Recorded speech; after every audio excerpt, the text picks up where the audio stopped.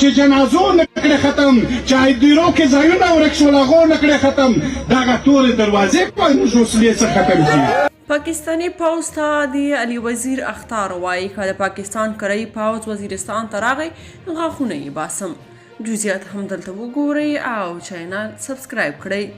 د پاکستان له بنده خوشي شوي مشهور پښتون ملتپال سیاستوال علي وزیر له 2.5 کلن قید وروسته په لومړۍ وینا کې د پاکستان پوځ کرایي ګڼلی او خبرداری ورکړی چې که د عملیاتو په نوم بیا د دې سیمې شمالي وزیرستان ته راغی غاښونه به یې وباسي.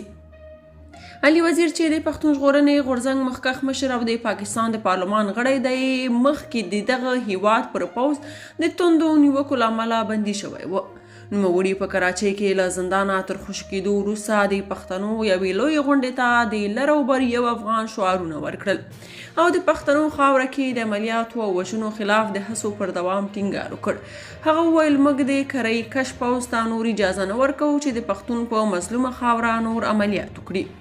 د علي وزیر په وینا په پارلمان کې یو وزیر ویلي چې وزیرستان کې به بیا د ضرب عضب په غوندې عملیات کیږي.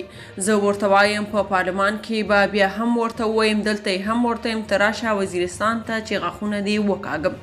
هغه د پاکستان پر نظام غږ وکړ چې د مذهب نوم استعمالول پرېږده، د ډالرو په بدل کې مذهب خرڅول او د شهادت په نامه د پښتنو وژل پرېږده.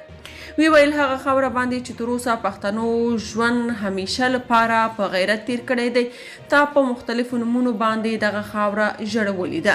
علي وزیر وویل د بند په موده کې ورته د پوځ پخواني مشر جنرال باجوه د جرنیلانو کرنیلانو په خولو ځوابونه لیږل چې باید د سره وویني. ما ورته ویل چې تر څو پورې مې د په ګونډو کړی نه وي تر هغې ورسره نه میلاویږم. هغه وویل 26 میاشتې مې زندان تیر کړو، 26 میاشتې یا 2 میاشتې دا هیڅ خبره نه ده، خو ما ورته ویلي دي چې تاو د پاکستان ریاستي ادارو د خپل وخت نه ناجایزه فایده واخیسته.